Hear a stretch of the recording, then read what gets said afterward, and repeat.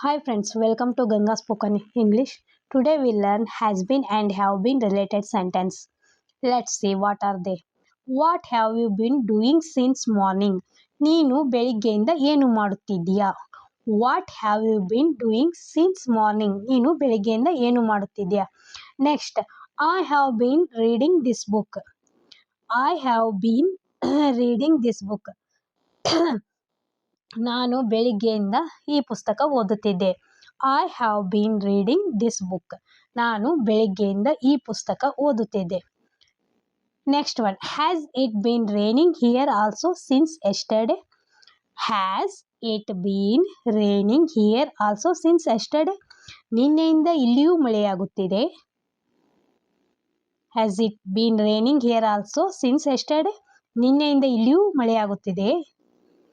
Yes, it has been, but not continuously.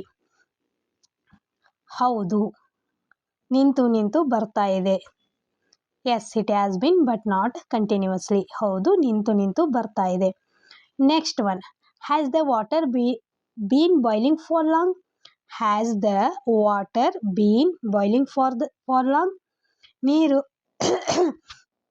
has the water been boiling for long? ನೀರು ಬಹಳ ಹೊತ್ತಿನಿಂದ ಕುದಿಯುತ್ತಿದೆ. No, it has been boiling only for a little time. ಇಲ್ಲ, ಈಗ ಸ್ವಲ್ಪ ಹೊತ್ತಿನಿಂದ ಮಾತ್ರ.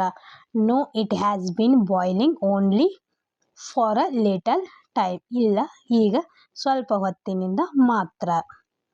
Next, we have been living in this house for 10 years. ನಾವು ಈ ಮನೆಯಲ್ಲಿ 10 ವರ್ಷಗಳಿಂದ ವಾಸವಾಗಿದ್ದೇವೆ.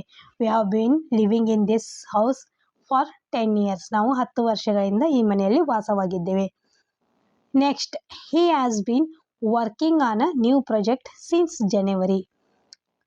ಹಿ has been working on a new project since January. ಅವರು ಕಳೆದ ಜನವರಿಯಿಂದ ಒಂದು ಹೊಸ ಪ್ರಾಜೆಕ್ಟ್ನಲ್ಲಿ ಕೆಲಸ ಮಾಡುತ್ತಿದ್ದಾರೆ. Thank you friends.